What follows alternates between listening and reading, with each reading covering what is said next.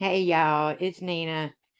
For tonight, most everything is going to be recordings.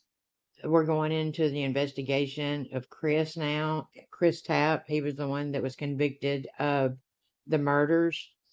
So there's not really anything for me to take up the time of y'all that y'all could be watching, Now the recording of Chris I think it's an 8-minute segment. Now keep in mind that there's 32 interrogations and 6 polygraph recordings. I didn't want to put all of those in there because I didn't want to bore y'all to death. So if you put in the comments that you want me to put them in, then I'll put them in the next one. So just let me know. I just wanted to catch y'all to do it this way. That way I could make sure that y'all got all the information and I didn't leave anything out. It's really interesting clips, and so we're gonna go through the introduction of everything going on, and then Ben Hobbs, and then Chris. Thank y'all so much. I hope y'all enjoy it, and thank y'all for supporting my channel. I really do appreciate y'all.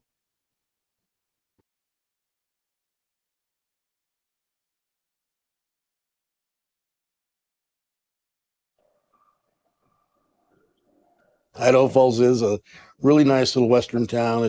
It's a good place to live, good place to raise a family. It's a city of about 65,000 and right on the Snake River. We have a beautiful waterfall that's fairly long. It's probably a quarter of a mile long, and it's kind of a big attraction in town. The Idaho Falls Temple is right in the center of town. It's sort of the center of spiritual life for a lot of the Mormon community in the area. A lot of these people around here will give you the shirt off their back. Idaho Falls is a very safe place to live. We don't have a lot of murder.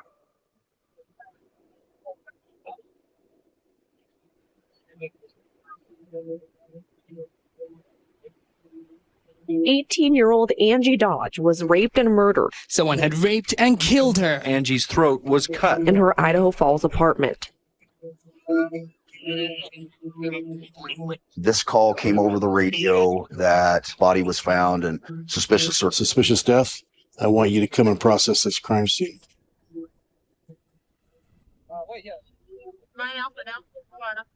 So I'd probably been on patrol for a couple of months. Very green. You can actually see me on that original news footage. It was my first homicide. They cautioned me that it was a pretty graphic and violent scene, a lot of blood. And then they pointed me toward the front door, took photographs of it to show my approach. I get to the top of the stairs and I continue to photograph. So I enter into the largest bedroom, and that's where I was able to see the victim. She's laying on the floor on her back next to a mattress. Her sweatpants were pulled down just above knee level. Her clothes are kind of disheveled.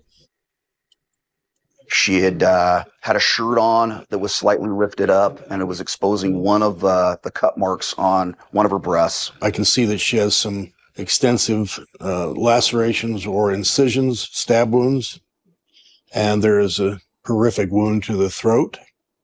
There was a lot of blood. There were some blood marks on the wall. And then off to my right, there was a laundry basket and some stuffed animals. It was probably the worst case I've ever seen. It's the nightmare.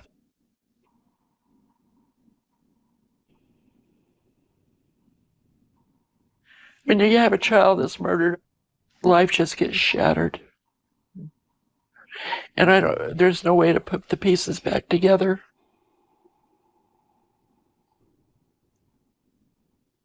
Angie was an 18-year-old girl. She had gotten out of high school just recently.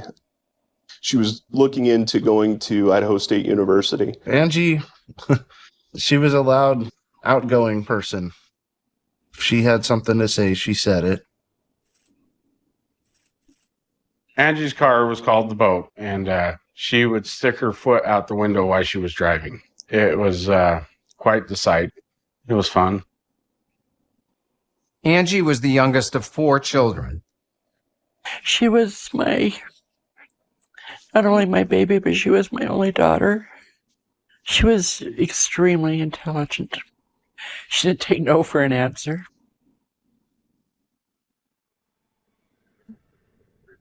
Angie had moved into an upstairs apartment in this house 3 weeks before being murdered there. The house was a 2-story single-family dwellings and it's converted into apartments. It's an older neighborhood in Idaho Falls. It had seen better days.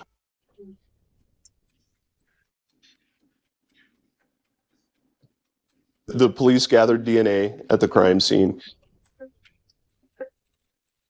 The semen that we could see clearly all over the victim. And skin cells under her fingernails. We found one hair that was obviously different.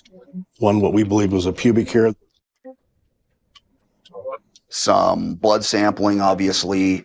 The killer absolutely left his calling card there. This was my only daughter, and I hope you come forward and make it easy on everyone. Almost every person that they brought in for an interview, they asked them for DNA. We're interviewing all family members, associates, friends of hers. We collected over 100 different DNA samples, and there wasn't any matches.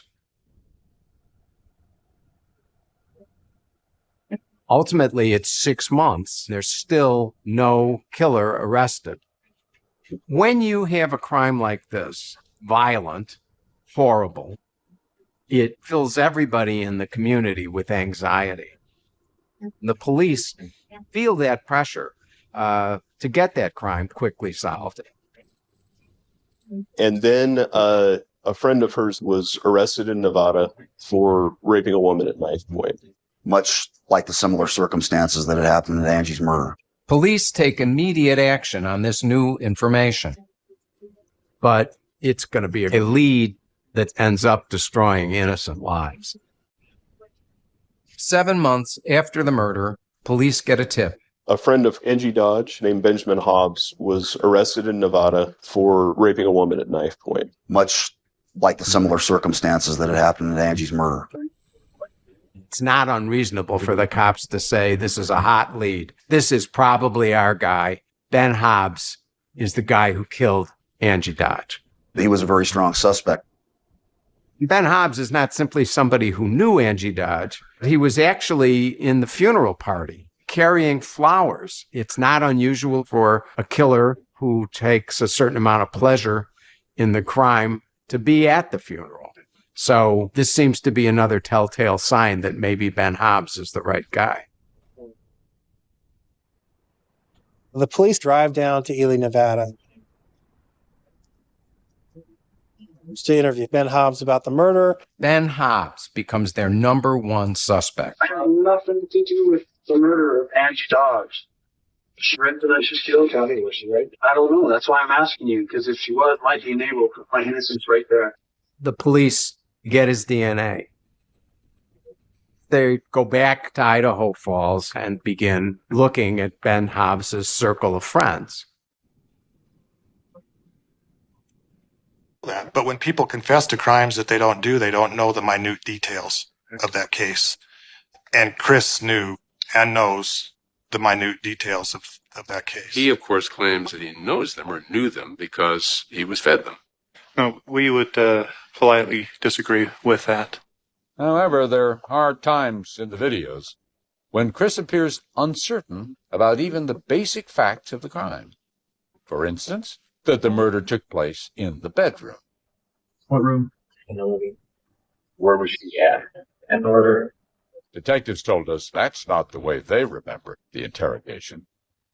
Now, at first, didn't he think that the murder had occurred in the living room? No. He had to be told that it happened in the bedroom? No. That's not the case? No, absolutely not. No, that's false. But excerpts from Chris's polygraph sessions show otherwise. She was killed in the bedroom.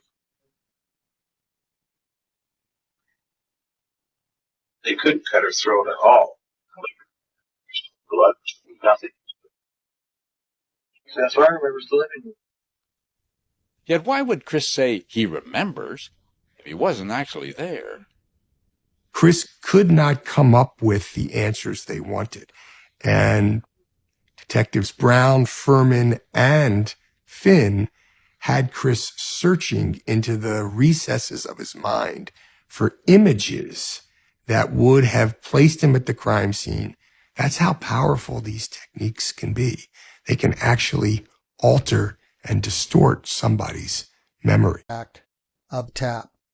The Day 8, 1/30/97 polygraph begins by Detective Steve Finn violating the Reed interrogation technique.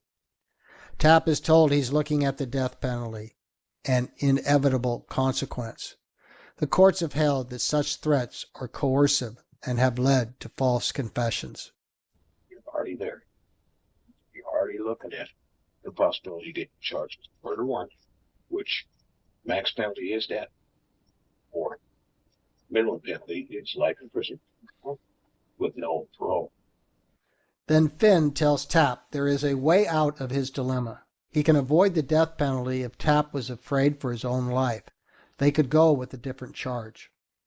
Or if you were forced to do it in fear of your own life.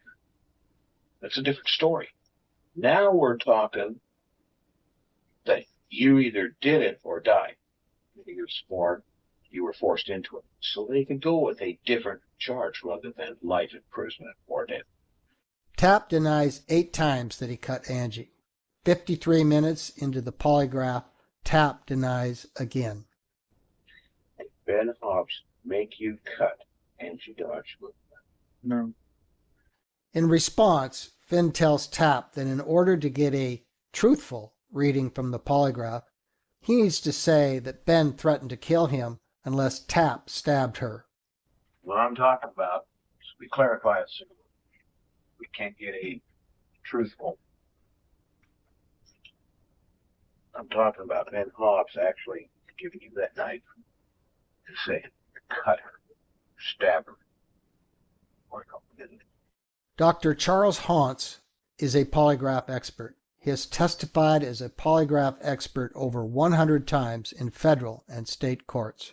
What we saw here is completely inappropriate in that it's inappropriate for a polygraph examiner to ever tell someone what they need to say to be truthful. Polygraph examiner is supposed to be an impartial arbiter of the credibility and truthfulness or deception of the subject, not to be an advocate for one outcome or another. Finn goes on to tell TAP that he needs to save his life. He needs to say that Ben and the other guy threatened to kill him unless he stabbed Angie. I'm a cop. I shouldn't be saying this. But I'm kind of close to you. I've got to know you. You're not one of these crumbs that could go out and do that. Right? But you got to protect you got to save your life. Period. You got to save your life. Sure, you got people. You got forced into doing something you didn't want to do. And you're worried about going into life. What your hope is right now at home is get it out. Get it proven that, hey, I didn't want to. My God, I was stuck and 2 guys were going to hurt me. They're going to kill me. I was afraid of my life. She was dying. I did this. Don't protect him for that. I'm not talking about protect so they'll get caught. Protect so they will get afraid they're going to say everything. Dr. Charles Hauntz again. Detective Finn is using psychologically coercive tools to get a confession. This is completely inappropriate for a polygraph examiner to do. What we see in this clip is a continuation of what we see throughout these recordings. The police officer is using psychological coercive tools to try to get a confession. When he says, you've got to save your life, that's completely inappropriate. Finn continues his efforts to get TAP to say he stabbed Angie. He explains the advantages of such a confession. Notice at the end of this segment, TAP will take a deep breath of capitulation to Finn's entreaties and logic. It makes say Chris Tappan is very reliable. He told us everything. He was cooperating. Sure, you may have to serve long time, but you tell me which is best. Serving quite a long time, and I can't tell you how much it could be. Could be 8 years, could be 5 years, 25 years. But is that better than life? One of them guaranteed is life. The other one's going to be picture. And that's between you and I. Because, like I said, I wouldn't say this about nature. But you got track.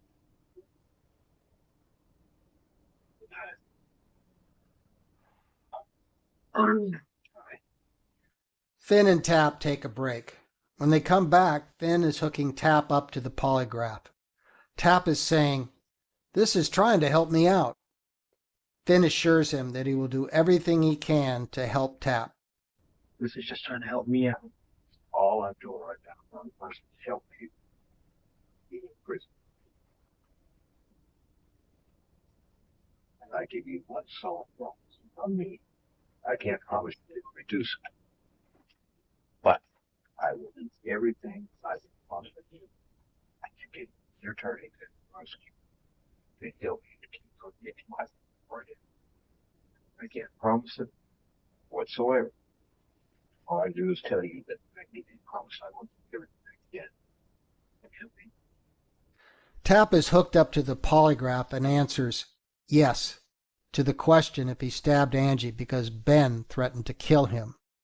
Did Ben and Hobbs force you to cut Angie Dodge across the right breast with a knife, or he said he would kill you? Yes.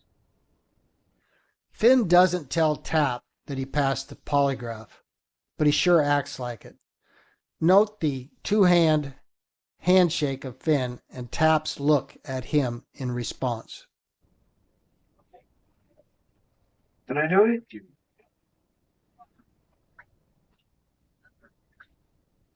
In Detective Finn's 1/30/97 polygraph report, he notes that Tap was deceptive when he said that Ben threatened to kill him unless he stabbed Angie.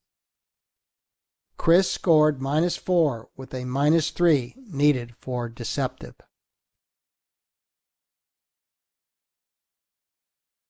Tap proceeds from the polygraph to his 1/30/97 day 8 interrogation. A new detective, Curtis Stacy, is now substituting for Sergeant Furman and doing the interrogation. It appears Detective Stacy has been cued to ask Tap if Ben or the third guy, Mike, has threatened Tap to do something so that he was a full part of the crime. Tap responds that yes, Ben threatened him. What I'm thinking is Ben's cut her. Ben's raped her. Mike's raped her. I'm thinking maybe, do these guys threaten you to do something to her so that you're a full part of the crime? Yes. And who does that threat? It's Ben. What does Ben say to Chris? He says, cut her, do something to her. Because I guess they wanted me into it up to my I don't up with them. I was already up to it anyway, but This is Tap's 6th separate and distinct story, his final story. On 1/30/97, story number 6 is that Ben threatened to kill Tap unless he stabbed Angie. We are now at day 9, 1/31/97. Tap knows he is looking at being charged with murder and the death penalty unless he can name the other guy. Tap apparently has come to believe that all of this happened. He tells Furman here that he has finally figured out how to read a polygraph after doing it so much. This is, in our opinion, proof that Tap believes the polygraph has been telling the truth. His subconscious, which has blocked out his memory of this brutal act, is being read by the polygraph. He believes he was at the crime scene, even though he has no actual memory of being there. Tap has figured out, finally, how to read the polygraph because he has done it so much.